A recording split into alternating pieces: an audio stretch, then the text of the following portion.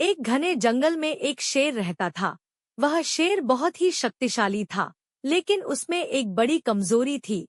वह बहुत लालची था।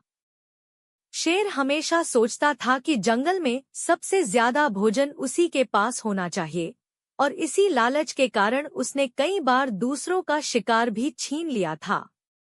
एक दिन शेर ने सोचा कि उसे और ज्यादा भोजन इकट्ठा करना चाहिए ताकि उसे कई दिनों तक शिकार करने की जरूरत न पड़े।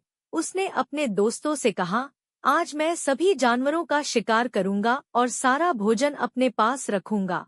शेर ने जंगल में घूमना शुरू किया और उसने सबसे पहले एक हिरण का शिकार किया। हिरण को मारकर उसने उसे एक सुरक्षित जगह पर छुपा दिया। फिर उसने एक जंगली सुअर का शिकार किया और उसे भी अपने गुप्त स्थान पर रख दिया। इस तरह शेर ने कई जानवरों का शिकार किया और सारा भोजन एक ही जगह पर जमा कर दिया। शेर बहुत खुश था कि उसने इतना सारा भोजन इकट्ठा कर लिया है, लेकिन उसकी खुशी ज्यादा समय तक नहीं टिक पाई। एक दिन जब वह अपने गुप्त स्थान पर गया तो उसने देखा कि सारा भोजन सड़ चुका था। शेर को समझ नहीं आया कि अब वह क्या करे। भूख से तड़पता शेर जंगल में इधर-उधर घूमने लगा। सभी जानवर उसे देखकर भाग जाते क्योंकि उन्होंने शेर की लालच की कहानी सुनी थी। शेर ने कई दिनों तक कुछ भी नहीं खाया और उसकी हालत बहुत खराब हो गई। आखिरकार एक बुद्धिमान लोमड़ी ने शेर को देखा और उससे पूछा, तुम इतने कमजोर क्यों हो गए हो? शेर ने अपनी सारी कहानी लोमड़ी को बताई। लोमड़ी ने उसे समझाया, लालच कभी भी अच्छे परिणाम नहीं लाता।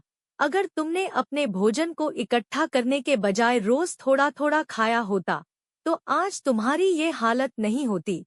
शेर ने लोमड़ी की बात सुनी और उसे अपनी गलती का एहसास हुआ।